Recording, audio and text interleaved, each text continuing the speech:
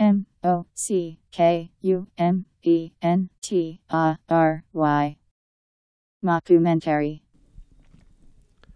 En mockumentary er en dokumentar, der befinder sig et sted mellem fakta og fiktion. Der bliver altså inddraget fakta i en fiktiv sammenhæng. Mockumentaries præsenteres og markedsføres ofte som egentlige og rent faktuelle dokumentarer, på trods af at en fiktion spiller den store rolle, som den nogle gange gør. Mockumentaries fungerer ofte som modsvar på samtidige begivenheder i samfundet gennem en fiktiv fremstilling. Der bliver ofte gjort grin med eller udstillet det emne eller de personer, som dokumentaren omhandler. Hensigten er derfor ofte æstetisk eller satirisk. Mockumentaries laves ofte uden manuskript, således at improvisation medvirker til at gøre filmen mere virkelighedsnær. AFR er en dansk satirisk mockumentary fra 2007, instrueret af Morten Hartz Kaplers, der ligeledes medvirker i filmen.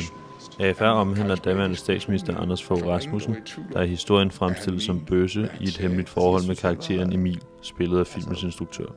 Jeg synes, han var politisk ulækker. Jeg synes, at jeg var totalt uenig med ham. Det var jo først efter hans død, at han blev beundret, så var han selvfølgelig heller ikke så farlig længere. Kondolencerne er strømmet ind fra hele verden efter mordet. He leaves behind a nation he restored and a world he helped save. He was the Gandhi of our time. Som en typisk mockumentary fremstilles filmen som en dokumentar, på trods af at historien er ren fiktion. Dette gøres ved at inddrage sekvenser af interviews med f.eks. politikere taget ud af en anden kontekst. Der er mange folk, der siger, at de er anarkister, men han var fucking anarkist. Og han sagde, at han vidste, hvor man kunne skaffe våben. Det var her, min bror blev slået ihjel. Eksempelvis inddrages et udklip af et interview med Pia Kjærsgaard, hvor hun citeres for at kalde Anders Fogh Rasmussen for bøsse. Klippet stammer oprindeligt fra et interview om en homoseksuel hollandsk politiker, der blev myrdet i 2002. At det fremstilles som, at Pia Kjærsgaard har udtalt, at Anders Fogh Rasmussen er homoseksuel, bidrager til latterliggørelsen af såvel ham som hans politiske samarbejdspartnere og giver ligeledes filmen en præget virkelighed. Så vidt jeg vurderer, så var Anders blevet en farlig mand for ret mange mennesker. Jeg aner ikke, hvad pengene gik til. Det var ligesom om, at det kampede over til sidst. Han blev vel en form for diktator. Han var et ordentligt menneske. Et intellektuelt menneske. Han var endda, han var jo bøsse. Det var kendt for enhver. Filmen Borat optræder ofte på lister over både fiktion og mockumentary, og det kan derfor være svært at vurdere om, hvorvidt den er det ene eller det andet.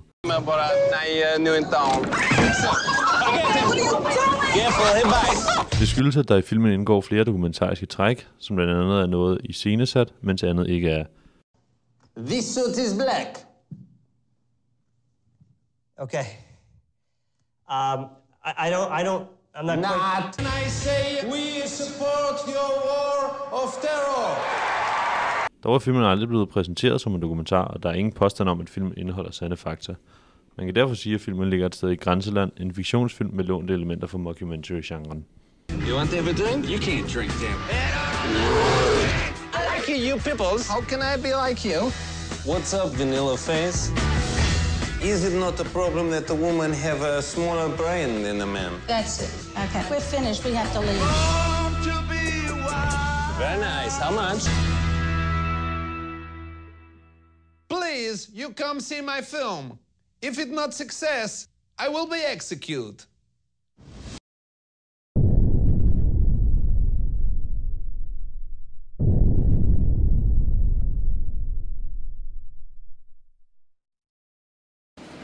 Okay, I got you.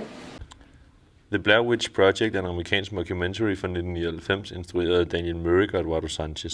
Filmen handler om 3 unge filmskoleelever, som forsvinder i en skov under optagelse til dokumentarfilmen om den lokale legende The Blair Witch.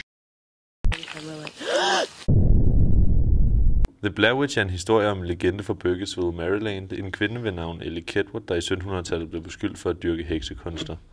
Hun bliver dømt og efterladt i Blackwoods Forest af landsbyfolk, hvor hendes ånd senere vender tilbage til området. Have you ever heard of the Blair Witch? Dokumentargenren er mockumentary, da den bliver fremstillet som en virkelig dokumentar, men hele filmen er i virkeligheden en fiktiv historie. Hello? Hello?